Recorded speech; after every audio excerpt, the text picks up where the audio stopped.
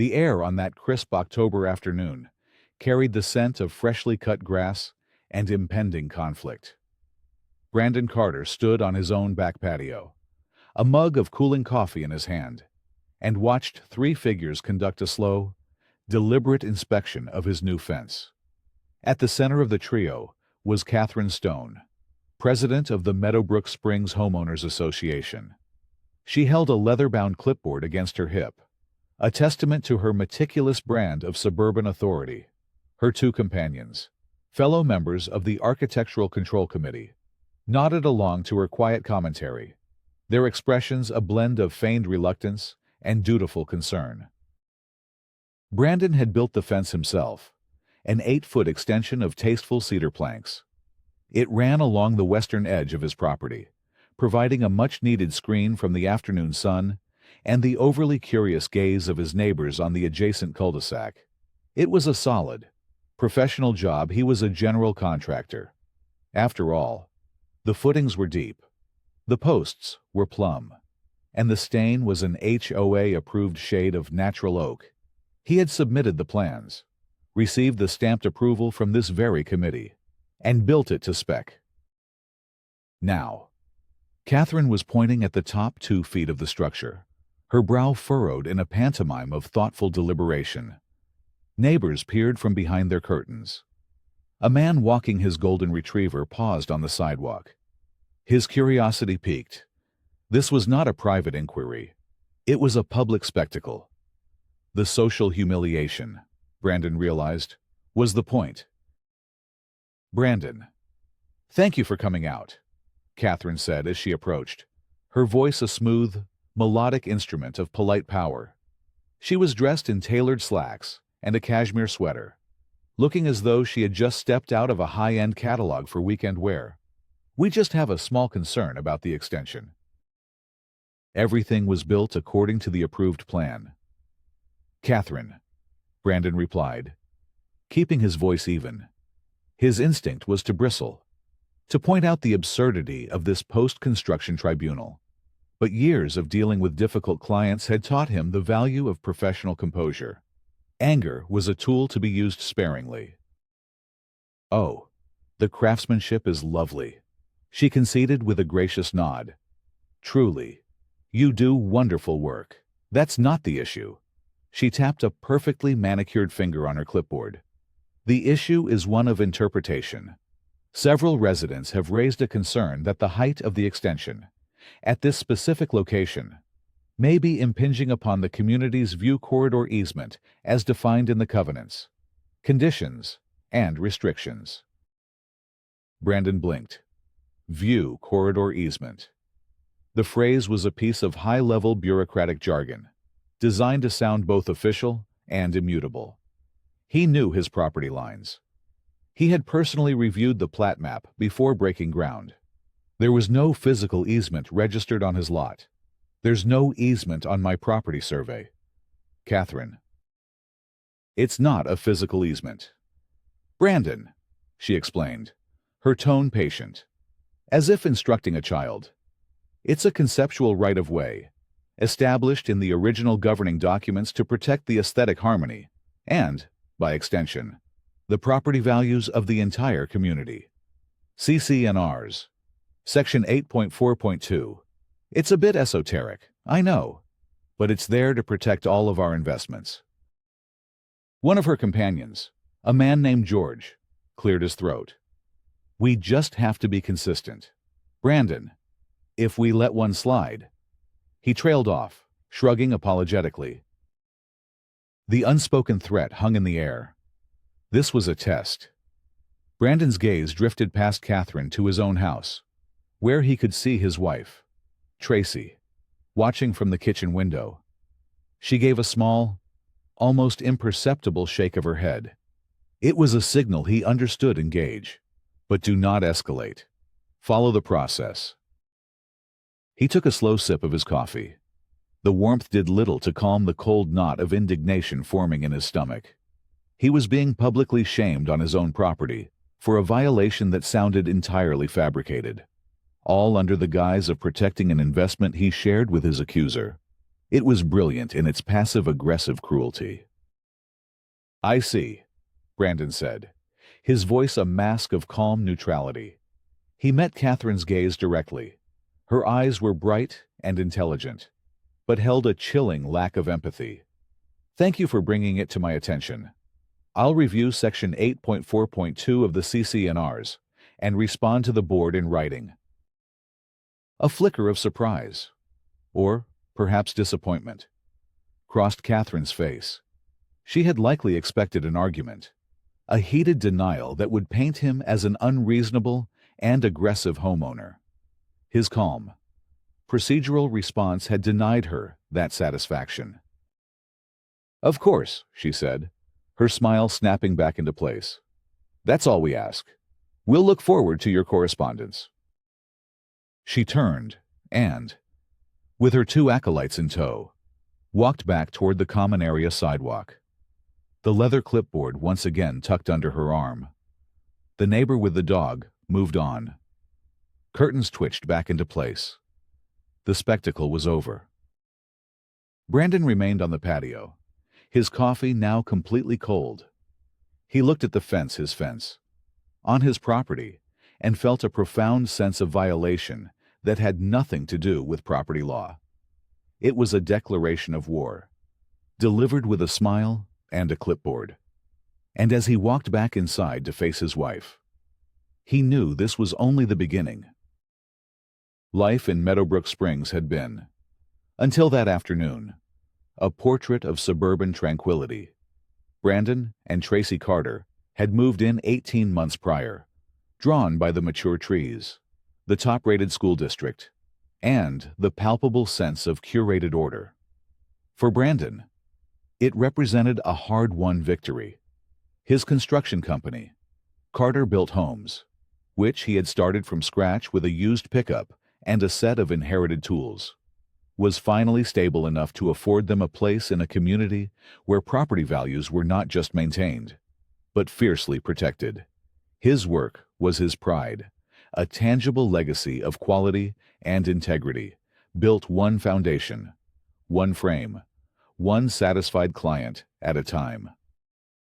For Tracy, the move had coincided with a promotion. She worked for the county, a role she described with deliberate vagueness as policy coordination. Brandon pictured her in endless meetings, navigating the slow, grinding gears of municipal bureaucracy. It seemed tedious to him, a world of paperwork and procedural minutiae, but Tracy thrived on it. She spoke of stakeholder engagement and resource allocation with a quiet passion he didn't fully understand, but deeply respected. She was the strategist to his builder, the planner to his implementer. Their world revolved around their 17-year-old daughter, Emma, a senior in high school. She was a brilliant, driven young woman with her sights set on Stanford. Her bedroom was a testament to her ambition, color-coded binders, stacks of AP textbooks, and a whiteboard covered in deadlines for her early decision application. The looming November 1st deadline was a source of constant, low-grade stress for the entire household. Emma's future felt as meticulously planned as one of Brandon's blueprints, and Meadowbrook Springs was meant to be the solid foundation upon which she launched it. At the center of the community's social orbit was Catherine Stone, a former high-end real estate agent who had retired early. She had channeled her formidable energy into becoming the quintessential community leader. She organized the annual 4th of July parade, delivered artisanal cookies to new families, and had, as she often mentioned, been unanimously elected as HOA president for 3 consecutive terms. Unanimity, Brandon had always thought, was a red flag. It suggested either universal adoration or absolute fear. With Catherine, he suspected it was a potent combination of both. She ruled with a velvet glove over an iron fist, enforcing the community's voluminous governing documents with unwavering zeal. Her power was derived not from any official authority, but from her encyclopedic knowledge of the rules and her masterful ability to wield them as social weapons. She was, in every sense, the queen of her meticulously maintained kingdom. That evening, the Carter family dining table was covered not with dinner, but with documents.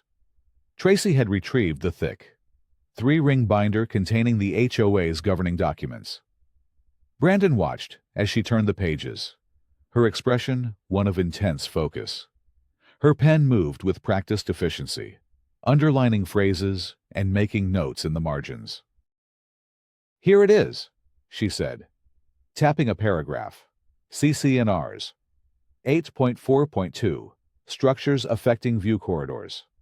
It's as vague as I expected. It refers to unreasonable obstruction of scenic vistas from common areas. But it doesn't define what constitutes a scenic vista or an unreasonable obstruction. It's intentionally subjective. So she can interpret it however she wants, Brandon said, the frustration rising in his voice. Precisely.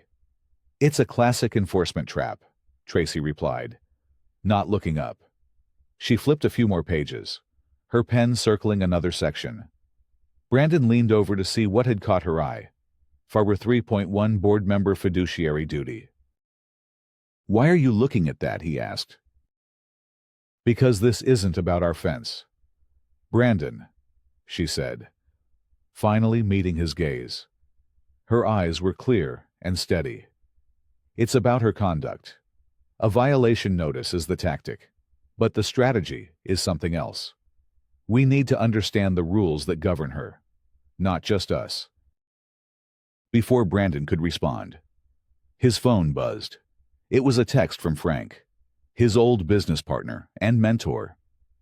"Heard you had a visit from the Queen Bee. Don't get in a shouting match. Get a surveyor. Fight paper with paper." Frank had run a successful contracting business for 40 years and had seen his share of property disputes. His advice was always blunt and always practical. Brandon texted back, "Tracy's already building a paper fortress." He looked at his wife, who was now cross-referencing the CC&Rs with a copy of the county's municipal code on her laptop. She was in her element, calm and methodical in the face of a threat that had his own hands itching to start tearing down drywall. He had married a policy coordinator, a bureaucrat, but as he watched her prepare for battle, he felt a flicker of realization that there was a depth to her professional expertise he had never fully appreciated. He just hoped it would be enough. 1 week later, the courtesy of Catherine's initial visit was officially rescinded. The formal notice of violation arrived not by hand, but via the impersonal finality of certified mail. Brandon had to sign for it at the door, the mail carrier's expression sympathetic, as if delivering a summons. The letter was printed on the official letterhead of the HOA's management company, a third-party firm hired to handle the day-to-day operations and, more importantly, to provide a layer of professional distance for the board's more unpleasant duties. It was dated October 15th and cited their non-compliance with CC&Rs for 8.4.2. The language was cold and procedural. It stated that the unapproved fence extension constituted a continuing violation and gave them 14 days from the date of the letter to either bring the property into compliance, meaning tear down the extension, or to formally request a hearing before the board of directors. This was no longer a neighborly disagreement. The arrival of the certified letter, with its official tracking number and legalistic phrasing, started a clock. It was the inciting incident, the formal declaration that the Cold War had turned hot. "This is insane," Brandon muttered, reading the letter for the third time as he stood in the kitchen. "They're treating this like we built a chemical plant in the front yard." Tracy took the letter from his hand, her gaze scanning the text with practiced speed. "It's standard procedure," she said calmly. "They're following the enforcement protocol outlined in the bylaws. That's actually a good thing." "How is this a good thing? They're formally threatening us." "It's a good thing, because it means they're bound by the same process," she explained, setting the letter down on the counter. She had already started a new binder, this one labeled HOA Correspondence. She slid the notice, along with the certified mail receipt, into a clear plastic sleeve. They've initiated a formal action, which means we now have the right to formal discovery. We can request records, minutes, and any correspondence related to this decision. They have to follow their own rules for due process. Her composure was both unnerving and reassuring, while Brandon felt the primal urge to fight, to confront. Tracy saw a system to be navigated, a set of procedures to be leveraged. He was a builder, used to tangible problems that could be solved with a hammer and a level. She was an analyst, seeing the invisible structures of rules and regulations that underpinned everything. That evening, they sat with Emma at the dinner table, the tension a silent, unwelcome guest. Emma, usually vibrant and chatty, was quiet, pushing her food around her plate. "What's wrong?" Honey, Tracy asked, her voice gentle. Emma looked up, her eyes welling with tears. "It's Catherine's daughter. Olivia," she said, her voice trembling. "She said something at school today, in front of everyone in the lunch line." Brandon felt a surge of protective fury. "What did she say?" "She asked me if my family was planning on following the rules anytime soon, or if we thought we were too special to care about the neighborhood." Everyone heard. People were staring. Now everyone is talking about how we're in trouble with the HOA. The meticulous cruelty of Catherine's strategy was becoming clear. It wasn't just a legal attack. It was a social one. She was isolating them, turning their daughter's school, the very reason they'd moved to Meadowbrook Springs, into another battleground. The pressure was being applied not just to their property, but to the most vulnerable member of their family. Later that night, the first shot in the digital war was fired. A post appeared on the private Meadowbrook Springs community social media page. It was written by Catherine, of course. A friendly reminder to all residents. It began, the tone oozing with saccharine concern. "Our community's aesthetic standards are what protect our shared property values. Unapproved modifications, no matter how well-intentioned, can have a negative impact on everyone's investment. Let's all work together to keep Meadowbrook Springs the beautiful and harmonious place we are all proud to call home." The post didn't mention their name, but it didn't have to. The comments section quickly filled with supportive replies. "Well said. Catherine, consistency is key. Thank you for protecting our neighborhood." Brandon watched the screen, his jaw tight. They were being tried and convicted in the court of public opinion. Their reputation methodically dismantled by 1,000 tiny cuts of insinuation and innuendo. The certified letter had started a legal clock.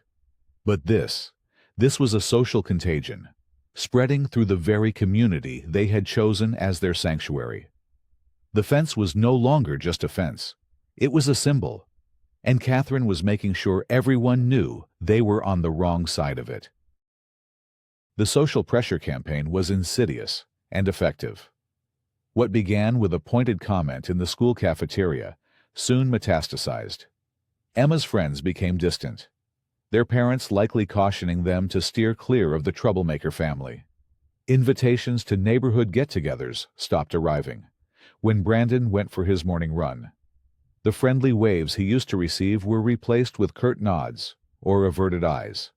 They were being systematically ostracized, painted as the non-compliant outsiders who threatened the delicate suburban ecosystem. Emma bore the brunt of it. The stress began to erode her academic focus. A quiz score came back lower than her usual near-perfect marks.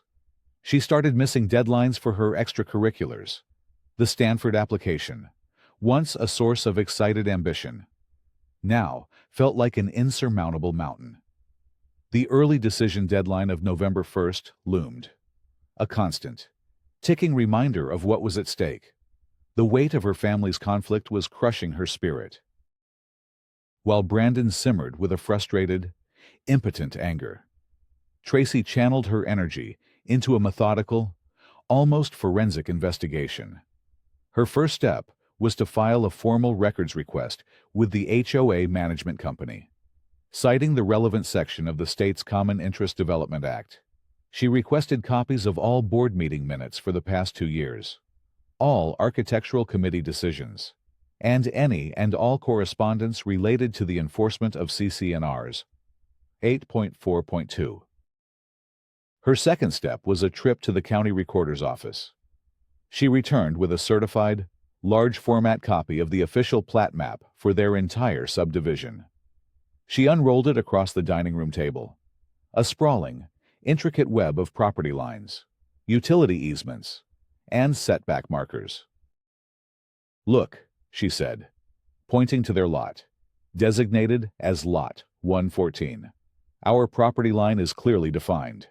The recorded documents show the standard utility easements along the back and side, but there is absolutely no mention, here or in the master deed, of a view corridor easement. It doesn't legally exist on our property." "So Catherine just made it up?" Brandon asked, incredulous. "Not exactly," Tracy mused, her finger tracing the edge of the common area that bordered their lot. "She's likely misinterpreting or deliberately misrepresenting the subjective language in Favor 8.4.2. She's taking a vague clause about aesthetics and trying to present it as a recorded, legal encumbrance on our land. It's a classic intimidation tactic. It sounds official enough that most people wouldn't question it or know how to verify it." A few days later, Brandon was in his front yard when he saw a work truck from a local land surveying company pull up across the street. A man in a high-visibility vest got out and began setting up a theodolite. Brandon's blood ran cold. He assumed Catherine had hired them to create some sort of official-looking document to support her baseless claim, another prop for her campaign of public humiliation. He stormed inside, ready to tell Tracy about Catherine's latest escalation. He found her at the kitchen table on the phone. "Yes, that's correct," she was saying. "Just a boundary verification and a check for any and all recorded easements on Lot 114. Please send the certified report directly to me." She hung up and looked at Brandon's furious expression. "What's wrong?" "Catherine hired a surveyor," he exclaimed. "They're out there right now." Tracy's lips curved into a small, controlled smile. "No, Brandon. I hired a surveyor." He stopped short, the anger deflating into confusion. "You did why?" "Because our defense can't be based on our own interpretation of the plat map," she explained patiently. "We need an independent, state-licensed professional to provide a legally binding report, confirming what we already know: there is no view corridor easement on our property. Like Frank said, you fight paper with paper, and a certified surveyor's report is ironclad." Their strategy needed another piece.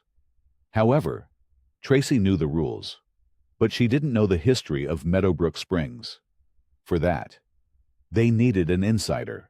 On a drizzly Saturday morning, they drove to a coffee shop in the next town to meet Mr. Arthur Abernathy.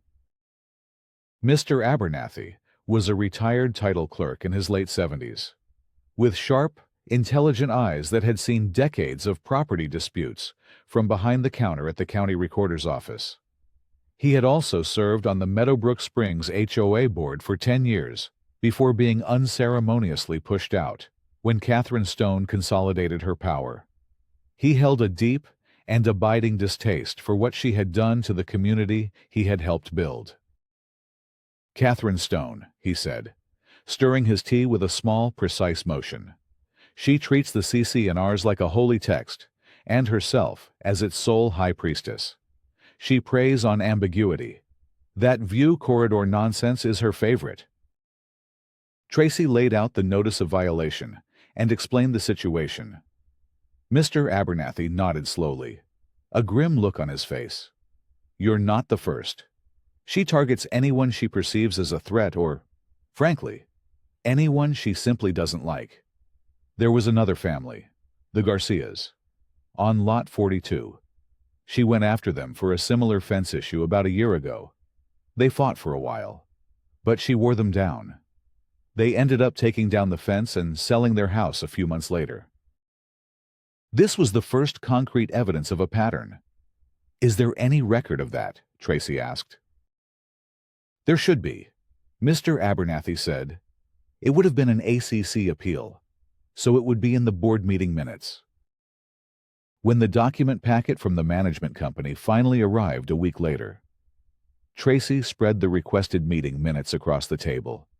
It was a thick stack of paper, a monument to bureaucratic procedure. She found the minutes for the meeting where the Garcia family's appeal would have been heard. Here it is, she said, her voice tight. Agenda item 7.3, ACC appeal, Lot 42. But look. She pointed to the text. The agenda item was listed, but the subsequent paragraph, where the discussion and resolution should have been detailed, was blacked out with a thick redaction marker. A single line followed resolution, passed per executive session. That's not standard procedure, Brandon said, looking at the black rectangle that concealed the truth. No, it's not, Tracy agreed. Her eyes narrowed. Executive sessions are only for discussing personnel matters, litigation, or contract negotiations. An architectural appeal doesn't qualify. She's hiding something. She's using the process to conceal her actions. Mr. Abernathy had also told them about another family, the Millers, a quiet, elderly couple who lived on the other side of the neighborhood. Catherine was fining them for the small satellite dish on their roof, claiming it was an aesthetic violation, despite federal laws protecting a homeowner's right to install such devices. The dish, he explained, was necessary for a specialized medical monitoring service for their chronically ill adult son who lived with them. The fight was no longer just about their fence. It was about the Garcias, who had been pushed out, and the Millers, who were being actively persecuted. A cold, clear purpose began to settle over Brandon. This wasn't just an insult to his craftsmanship or a threat to his property rights. It was a fight for the soul of the community. Tracy carefully placed the redacted minutes into their evidence binder. Each piece of paper, each veiled threat and procedural abuse, was another stone in the foundation of the case she was building. The formal notice of hearing arrived the next day, scheduling their appearance before the board in 2 weeks. The stage was being set for the next act in Catherine's play. The board hearing was held not in a sterile conference room, but in Catherine Stone's expansive, immaculately decorated living room. The choice of venue was a deliberate power play, forcing Brandon and Tracy to plead their case in the heart of their antagonist's territory. The other 4 board members sat on plush sofas, sipping iced tea, their expressions ranging from non-committal to openly sympathetic to Catherine. Tracy was the picture of professional composure. She had organized her evidence in a sleek, black binder, with each document tabbed and labeled. Brandon sat beside her, his hands clasped tightly in his lap to keep from balling them into fists. Catherine, acting as board president, opened the hearing with a polished speech about the board's solemn duty to uphold the standards that made Meadowbrook Springs such a desirable place to live. She spoke of property values, aesthetic harmony, and the importance of consistent enforcement. It was a masterful performance, casting the board as reluctant guardians of the common good and the Carters as selfish outliers. When it was Tracy's turn to speak, she did not argue or recriminate. She calmly and methodically presented the facts. She laid the certified plat map on the polished coffee table, its official seals and signatures gleaming under the recessed lighting. As the official county plat map demonstrates, she began, her voice clear and even. There is no recorded view corridor easement on our property, Lot 114. The claim in the violation notice is based on a subjective interpretation of a vaguely worded aesthetic clause. not a legal encumbrance. Next, she presented the certified surveyor's report, which confirmed her findings in dense, legally binding language. She pointed out that the fence was built entirely on their private lot and did not encroach on any common area. She then addressed the issue of precedent, bringing up the redacted minutes concerning the Garcia family. We have reason to believe the board has acted inconsistently in enforcing this clause, and we formally request unredacted copies of the minutes related to the appeal for Lot 42 to assess that history. The board members shifted uncomfortably. Tracy's well-prepared, evidence-based defense was clearly more than they had anticipated. They had expected an emotional plea, not a legal brief. Catherine, however, remained unfazed. She listened with a patient smile, and, when Tracy was finished, she simply shook her head with an air of profound disappointment. "Tracy, Brandon," she said, her voice dripping with condescending pity. "We appreciate the effort you've put into this, but the plat map and surveyor's reports only speak to physical, recorded easements. As we've explained, the view corridor is a covenant-based restriction, not a platted one. The board is granted the authority in the CC&Rs to interpret and enforce those covenants. It is not a matter for the county recorder or a land surveyor." She turned to her fellow board members. "The issue before us is simple. Does the fence, as constructed, negatively impact the aesthetic harmony of the community as envisioned by the governing documents?" After numerous complaints from concerned residents and a thorough review by the ACC, the committee's finding was yes. It was a kangaroo court. Their evidence was irrelevant. The facts did not matter. The board's decision had been made long before they had entered the room. A vote was called. It was unanimous. The violation was upheld. A formal letter arrived 2 days later, informing them that a fine of $100 had been levied against their account. Furthermore, a penalty of $50 per day would accrue until the property was brought into compliance. Brandon stared at the letter, the injustice of it a burning coal in his chest. "They just ignored everything," he said, his voice low and dangerous. "The law, the facts, none of it mattered." "The hearing was never about the facts," Tracy said, her own voice tight with a controlled fury. "It was a procedural necessity. They had to hold it to give their decision the illusion of due process before they could escalate." The escalation came 2 weeks later. The daily fines had accumulated to over $800.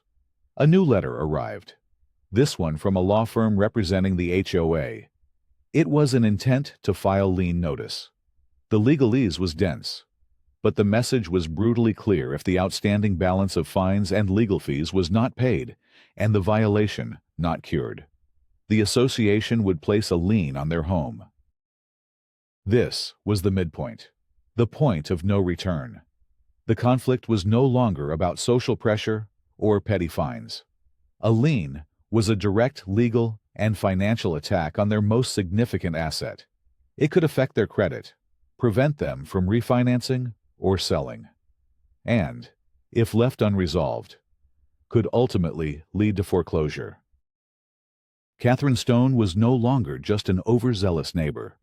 She was threatening to take their home. The news that an HOA lien was pending against their property spread through the community's professional circles with unnatural speed. Brandon was in the final stages of negotiating a lucrative contract to build a custom home for a wealthy client, a man who, fatefully, lived in Meadowbrook Springs. The day after the lien notice arrived, the client called. "Brandon, I'm sorry," the man said, his voice strained with discomfort. "I can't move forward with the contract. My wife. We're just not comfortable getting into a major financial partnership with someone who's in a serious legal dispute with our own HOA. It's a bad look." The contract was worth over $100,000 in profit to Brandon's company. The loss was devastating, a direct financial blow that threatened the stability he had worked for years to achieve. Catherine's war of attrition had found a new, more potent weapon: his livelihood. The strain on the family reached a breaking point. Emma, already fragile, suffered a full-blown panic attack while studying for her SATs. She sat at her desk, hyperventilating, tears streaming down her face, the pages of her prep book a blur. The weight of the social isolation at school, combined with the palpable stress radiating from her parents, had become too much to bear. Brandon and Tracy took her to see a counselor, a kind woman who listened patiently as Emma described the pressure she was under. The counselor's recommendation was a gut punch. "Emma is experiencing acute anxiety," she said gently. "Forcing her to focus on a high-stakes application like Stanford right now could do more harm than good. I would suggest she consider delaying her early decision application and perhaps aiming for the regular decision deadline in January. It would give her time to stabilize." Delaying the application felt like a surrender, like letting Catherine's campaign of harassment claim yet another piece of their lives. Emma's dream, once so bright and close, was now being clouded by a fight over 2 feet of cedar planks. The family felt completely and utterly alone, a small island in a hostile sea. The one lifeline they had was Mr. Abernathy, who called with grim news that also contained a sliver of hope. "I've been making some calls," the old title clerk said, his voice a conspiratorial whisper over the phone. "I spoke to a friend who still works at the county. He pulled the property records for Lot 42, the Garcia's old place. Guess who bought it after they were forced out?" "Who?" Brandon asked. "A developer, OmniBuild Properties. And guess who was listed as the registered agent for OmniBuild at the time of the sale? A holding company owned by Catherine Stone's husband." Brandon felt a jolt, the kind that comes when disparate pieces of a puzzle snap into place. "You're kidding me." "I am not," Mr. Abernathy said. "She used the HOA to force the Garcias to remove a fence, likely depressing their sale price, then swept in through a proxy company and bought the property herself. I'd bet my pension she got it for a song. Then resold it or developed it for a tidy profit. The redaction in the minutes wasn't just to hide her bullying. It was to hide her self-dealing." This changed everything. Catherine's motive wasn't just about control or aesthetics. It was about money. She was using her position as HOA president for personal financial gain. It was a clear breach of her fiduciary duty, and it was likely illegal. "The problem," Mr. Abernathy cautioned, "is proving it. The link is obscured by the holding company. We have the property records, but we don't have a smoking gun connecting her directly to the pressure campaign against the Garcias." A few days later, an olive branch, or what appeared to be one, was extended. The HOA's lawyer called Brandon. "My client is prepared to offer a settlement," the lawyer said, his tone smooth and reasonable. "The board will agree to waive all fines and withdraw the lien notice against your property." Brandon was stunned. "What's the catch?" "A small one," the lawyer replied. "There is another, more serious violation in the community involving an unauthorized satellite dish. The board is proceeding with fining that homeowner. All they ask is that you sign a statement agreeing that the board's enforcement actions in that matter are reasonable and consistent with the CC&Rs. A simple show of community support." The Millers. He wanted them to sell out the Millers, the elderly couple who needed their satellite dish for their son's medical equipment, in exchange for their own freedom. It was a test of character, a trap laid to either make them complicit in Catherine's cruelty or force them to refuse and continue the fight. Brandon looked at Tracy, who had been listening on speakerphone. He saw the toll the last 2 months had taken on her, the dark circles under her eyes. He thought of Emma's panic attack, of the lost contract, of the isolation and the stress. The offer was a life raft, an easy way out of the storm. But then, he thought of the Millers, a kind couple who always waved to him on their evening walks. He pictured them being bullied and fined over something they desperately needed. And he thought of the Garcias, driven from their home. Tracy gave a slow, deliberate shake of her head. Her eyes were filled with a steely resolve that mirrored his own. "Tell your client," Brandon said into the phone, his voice hard as granite, "that we are not interested in her offer. We will see her at the annual homeowners meeting." He hung up the phone. The easy way out was a path they could not take. They would stand and fight, not just for their fence, but for the Millers, for the Garcias, and for whatever shred of decency was left in Meadowbrook Springs. The annual meeting was in 1 week. It would be their last stand. The annual homeowners meeting was Catherine Stone's gala, her yearly coronation. It was held in the clubhouse, a grand room with vaulted ceilings and a panoramic view of the community's meticulously landscaped Central Park. Tonight, it was packed. Nearly 200 residents had turned out, drawn by the simmering drama that had been the talk of the neighborhood for weeks. At the front of the room, Catherine and the other board members sat at a long table, looking serene and authoritative. To their left, a large projection screen displayed the meeting agenda. Next to it stood a digital lectern with a prominent, built-in timer, its display currently showing 3:00 hours. A sign beneath it read, "Resident Forum 3-minute speaking limit per household." A sheriff's deputy stood unobtrusively near the back door. His presence was supposedly standard procedure for any meeting where contentious budget items were on the agenda. But tonight, it felt like a deliberate piece of stagecraft designed to intimidate. Catherine began the meeting with a polished and powerful presentation. She clicked through a slideshow filled with charts showing rising property values, graphs illustrating the correlation between aesthetic conformity and market desirability, and glowing testimonials from satisfied residents. She spoke of her vision for Meadowbrook Springs, a community of shared values and protected investments. She was poised, persuasive, and utterly convincing. She never mentioned the Carters by name, but her entire presentation was a subtextual indictment of their defiance, a warning to any who would dare challenge the order she had so carefully constructed. When she finished, there was a round of robust applause, particularly from the older residents who saw her as the fierce guardian of their nest eggs. "We will now move to the open resident forum," Catherine announced, her smile gracious. "As a reminder, we ask that you keep your comments to 3 minutes to ensure everyone has a chance to speak." A few residents went first, airing minor grievances about landscaping and parking. Then, Catherine called the next name on the list, Tracy Carter. A hush fell over the room. Tracy stood and walked to the lectern with a quiet, deliberate grace. She placed her evidence binder on the angled surface and looked out at the sea of faces, some hostile, some curious, some nervously sympathetic. She did not look at Catherine.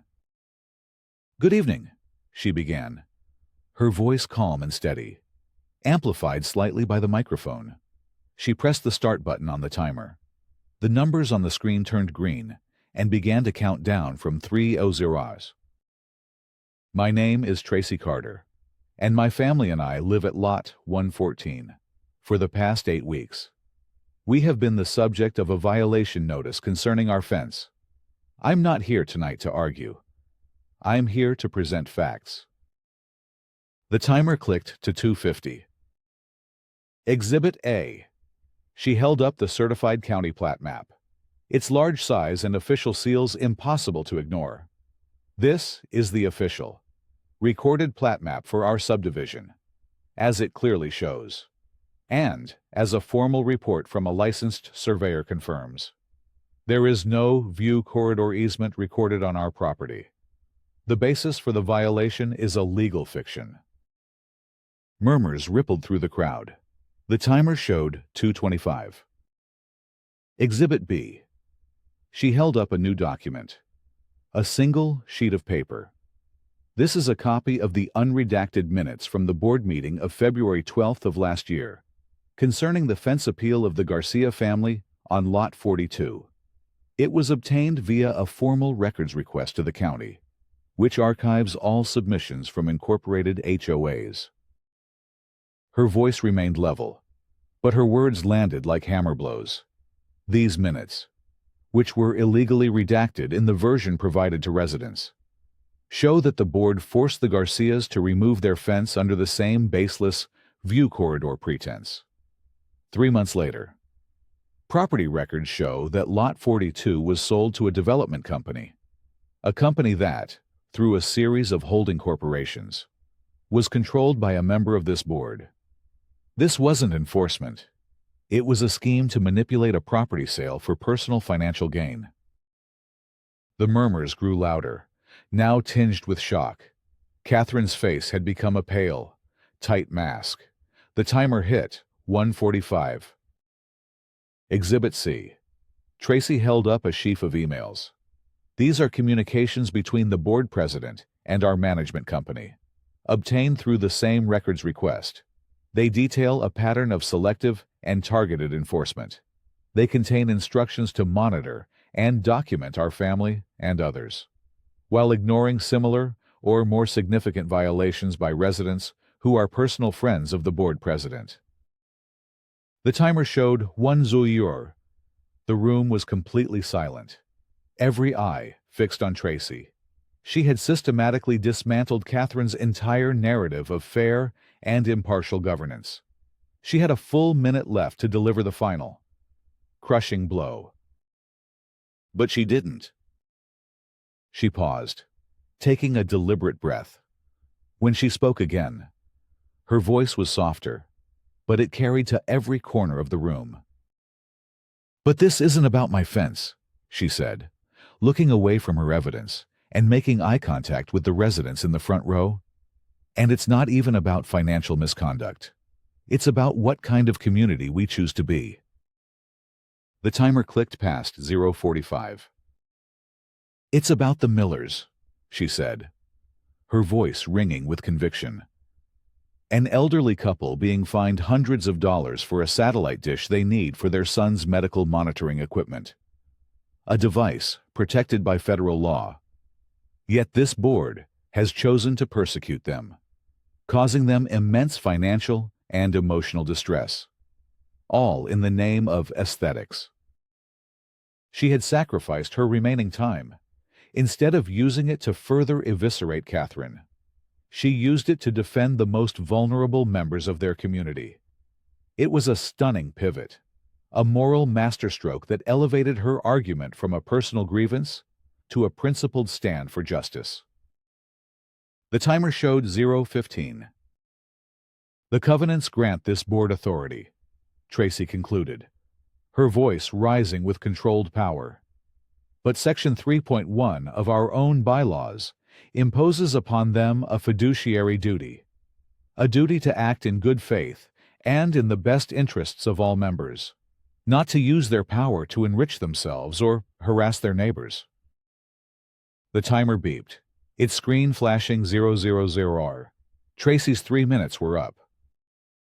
"This evidence packet," she said, tapping the binder, "has been forwarded to the State Attorney General's office and the District Attorney's white-collar crime unit." She stepped back from the lectern. For a long moment, the room was suspended in a state of stunned, absolute silence. Then, from the back of the room, one person began to clap, then another. Within seconds, the room erupted in a wave of applause, a cathartic release of pent-up frustration from dozens of other families who had lived in quiet fear of Catherine's reign. The Queen had been dethroned. The aftermath of Tracy's 3-minute presentation was swift and decisive.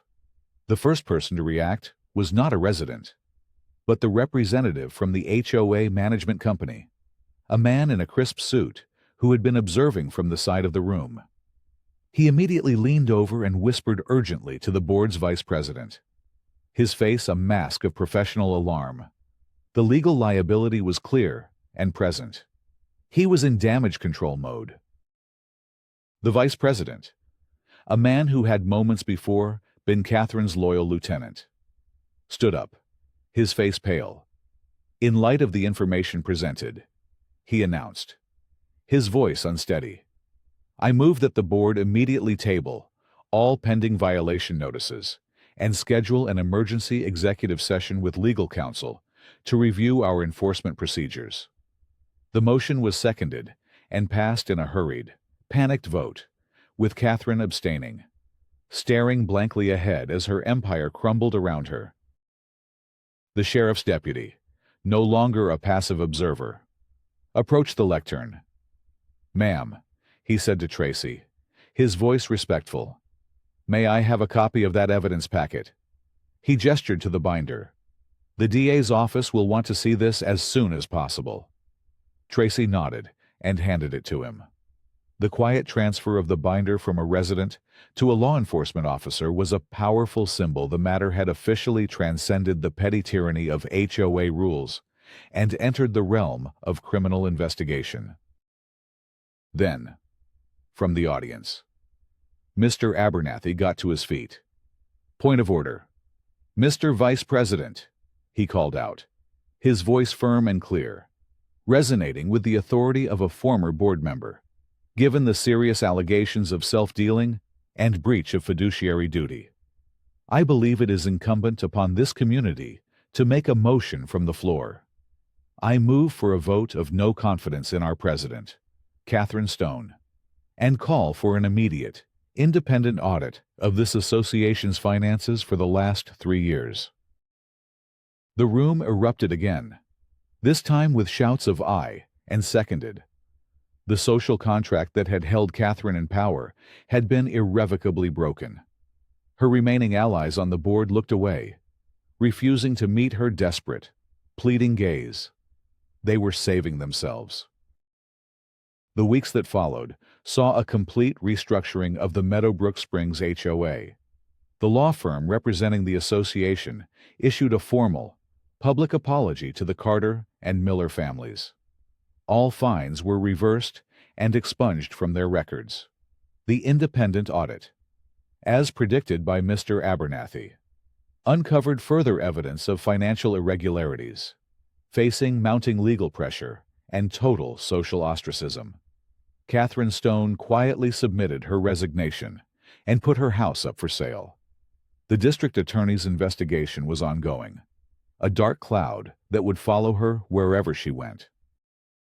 In the power vacuum left by Catherine's departure, a new sense of purpose filled the community, led by Tracy and Mr. Abernathy.